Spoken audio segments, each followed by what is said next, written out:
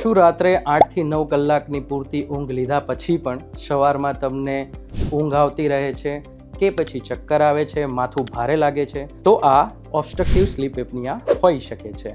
Hi, I am Dr. Harsh Barot, ENT surgeon and endoscopic surgeon and head and neck surgeon. Obstructive sleep apnea એટલે કે રાત્રે જ્યારે સૂવે છે ત્યારે તમારો શ્વસનનો માર્ગ છે એ બંધ થઈ જાય છે, જેથી વારે ઘડીએ તમારી ઊંઘ ઉડી જાય છે, જેના કારણે તમારા દિમાગને પૂરતું ઓક્સિજન નથી પહોંચતું અને તમારી ઊંઘ સંપૂર્ણ રીતે પૂરી નથી થતી. તેના લક્ષણોની અંદર હોઈ શકે કે રાત્રે તમને ઊંઘ ન આવી, વારે ઘરે ઉઠી જવું, નસકોરા બોલવા, તમને સતત પરસેવો આવવો, વારે ઘડીએ પેશાબ જવું અને સવારને જ્યારે તમે ઉઠો ત્યારે તમને કામમાં મન ન લાગે, તેમજ થાક વધુ લાગે, માથું દુખે રાખે અથવા તો તમને કોન્સન્ટ્રેશન કરવામાં પણ ડિફિકલ્ટી થાય. આના મુખ્ય 2 કારણો હોઈ શકે છે. એક તો તમારું વજન વધારે હોવું, જેના કારણે તમારું ગળાનો ભાગ મોટો થઈ જાય છે, જીભના ભાગમાં અને પાછળના તાળવાના ભાગમાં એક્સેસિવ ફેટ જમા થવાથી જ્યારે પણ તમે સૂવો છો ત્યારે જીભ પણ પાછળ પડી જાય છે અને તાળવું પણ પાછળ પડી જાય છે,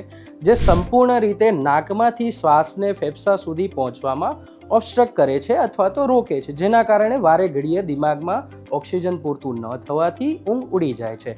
અને બીજું એનું કારણ એ પણ હોઈ શકે કે તમારા જ્યારે ડેવલપમેન્ટની અંદર જ ખામી હોય, જેમ કે તમારું જડબું છે નાનું હોય અથવા તો એડિનોઇડ અથવા તો ટોન્સિલ, જેને આપણે સાદી ભાષામાં કાકડા પણ કહીએ છીએ, જેનો વધારો થતો હોય, કાકડા મોટા થતા હોય તો પણ એ વસ્તુ થઈ શકે છે. આના ઈલાજ મુખ્યતઃ રૂપે 2 રીતે થઈ શકે છે. સૌથી પહેલાં તો તમારે તમારા દિનચર્યાની અંદર બને એટલી એક્ટિવિટી કરીને તમારા વજનને કંટ્રોલમાં રાખવું, વજન ઉતારવું, સાથે સાથે તમારા ડૉક્ટર સાથે કન્સલ્ટ કરીને સંપૂર્ણ રીતે તમારા ગળાની, નાકની તપાસ કરાવવી જોઈએ, જેથી ખબર પડી શકે જો કાકડા મોટા હોય અથવા તો તમારા તાળવાનો ભાગ મોટો હોય તો તેને ફક્ત અને ફક્ત ઓપરેશન દ્વારા જ ઓછો કરીને તમારો શ્વાસનો માર્ગ ખોલી શકાય છે. ઓબ્સ્ટ્રક્ટિવ સ્લીપ એપનિયા માટેની સર્જરીને પેલેટો યુવેલો ફેરિંગોપ્લાસ્ટી કહેવામાં આવે છે, જેની અંદર સરળ રીતે મોટા થયેલા કાકડાને કાઢી નાખવામાં આવે છે.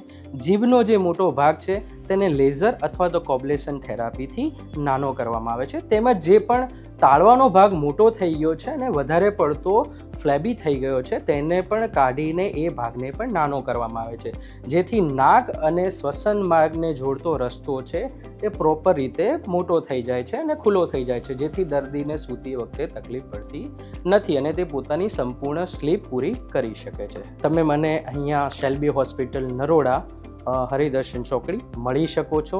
હું સંપૂર્ણ રીતે તમારું એક્ઝામિનેશન કરીને એન્ડોસ્કોપી દ્વારા તેનું નિદાન કરીને ઓપરેશન દ્વારા અથવા તો મેડિકલ ટ્રીટમેન્ટ દ્વારા તમારો એનો ઈલાજ કરી નાખું.